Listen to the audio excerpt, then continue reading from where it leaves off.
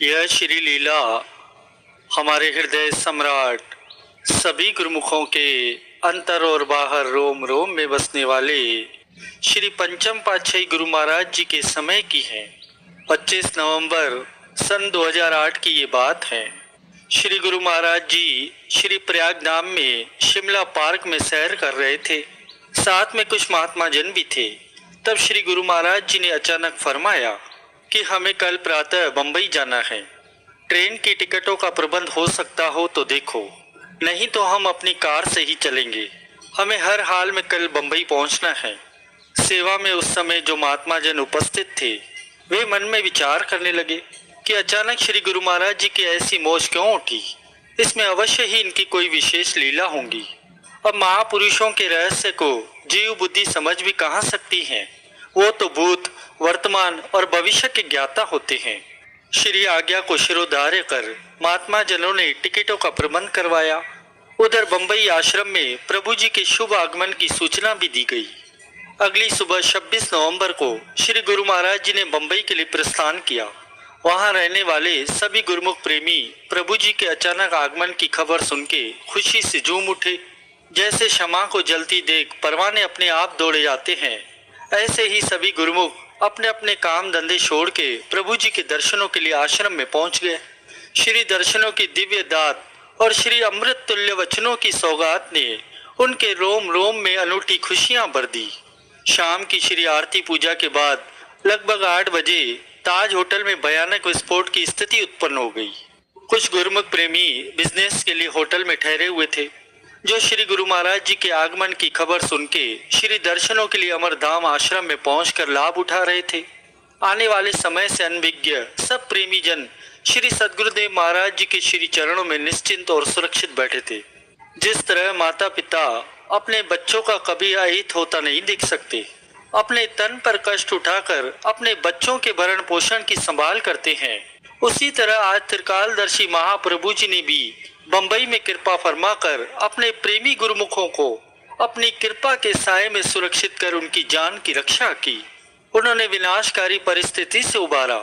केवल यही नहीं, आपकी उपस्थिति ने पूरी बंबई का कितना कष्ट टाला, कितने लोगों को काल का ग्रास बनने से बचाया, कितनी जान माल की रक्षा करी, ये महापुरुषों के अलावा और कौन जान सकता है। वरना उस समय बंबई शहर का दृश्य ही कुछ और होता। रात्रि में हुई ये भयानक दुर्घटना जब सुबह प्रत्येक व्यक्ति की जुबान पर थी, तो सभी गुरुमुखों को ये सुखद एहसास होते देर न लगी कि भक्त वत्सल महाप्रभु जी ने अचानक बंबई में कृपा क्यों फरमाई।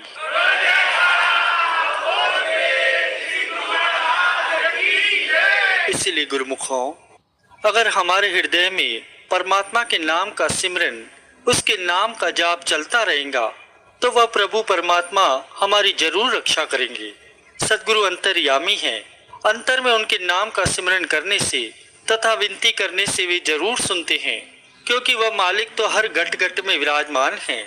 ऐसे ही हमारे सद्गुरुदेव महाराज जी श्री द्वितीय पातशाही गुरु महाराज जी के समय की एक लीला स्मरण हुई।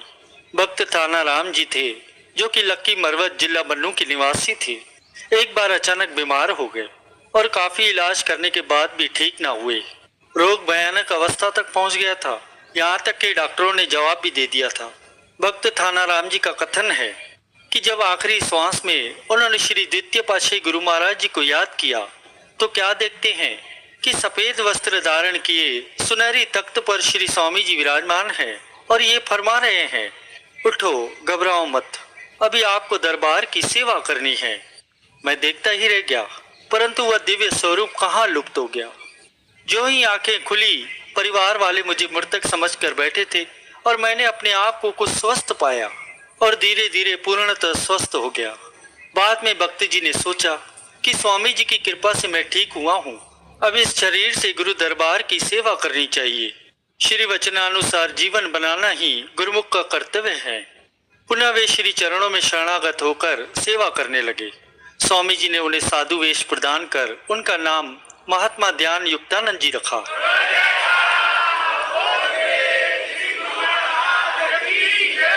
तो गुरुमुखों, हम कितने सौभाग्यशाली हैं, क्योंकि हमको साकार रूप में भगवान मिले हैं।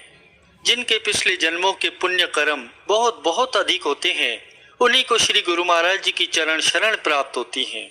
हमारे परम पूजनीय रहबर जी अपने वचनों में ये फरमाते हैं कि श्री गुरु महाराज जी के जैसा अवतार न पहले कभी हुआ है और ना ही कभी होगा। यह सृष्टि का सबसे बड़ा अवतार है।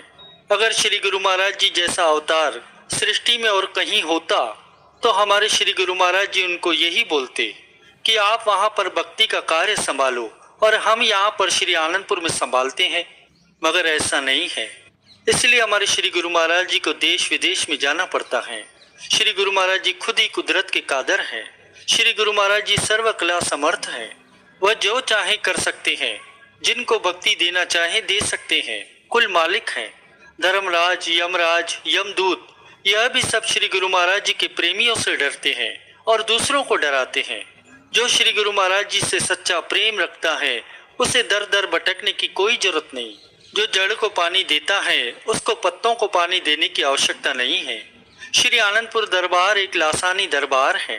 वैसे तो हमें हर किसी से अच्छा व्यवहार करना ही चाहिए, क्योंकि हर एक जीव में परमात्मा खुद विराजमान है। परंतु भूलकर भी श्री गुरु महाराज जी के किसी भी प्रेमी को सताना नहीं चाहिए, चाहे वह हमारे घर में रहता हो या घर से बाहर कहीं भी। श्री गुरु महाराज जी हर बात सहन कर लेते हैं, परंतु उनके प्रेमी को कोई सताए तो वे बर्दाश्त नहीं कर पाते। प्रहलाद भगत की कथा तो हम सब ने सुनी ही है। जब हमारे श्री गुरु महाराज जी प्रहलाद भगत की रक्षा के लिए नरसिंह रूप में अवतरित हुए तो तीनों के तीनों लोग कांप उठे थे। इससे ये सिद्ध होता है कि हमारे श्री गुरु महाराज जी को अपने प्रेमी कितने प्यारे हैं। तो इसलिए गुरुमुखों, महापुरुष हमेशा अपने प्रेमियों को सुखी देखना चाहते हैं। वो दिन रात अपने पावन सेहत की नापरवाह करते हुए हम गुरुमुखों पर परोपकार कर रहे हैं। महापुरुषों का इस धराधाम पर अवतरित होने का मकसद यही है कि अपने प्रेमियों को सुरक्षित करना, सुखी करना।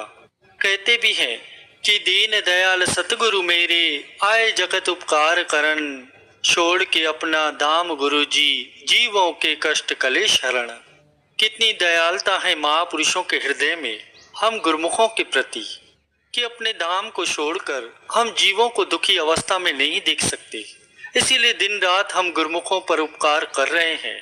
अपने दुर्धाम को छोड़कर इस धराधाम पर हमें अपने मकसद की याद दिलाने के लिए कि जीवात्मा का मकसद क्या है।